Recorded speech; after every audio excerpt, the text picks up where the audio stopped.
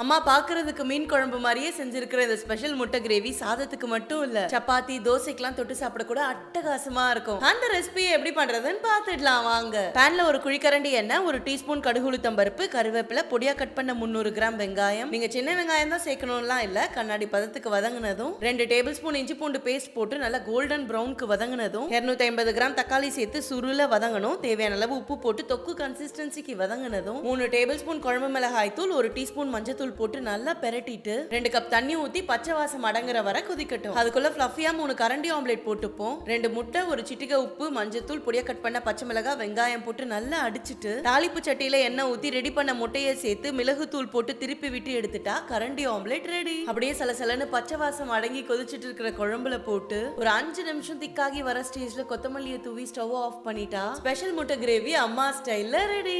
வெங்காயம் பச்சை மிளகாலாம் சேர்த்து உள்ள முட்டை அப்படியே சாஃப்டா கிரேவியோட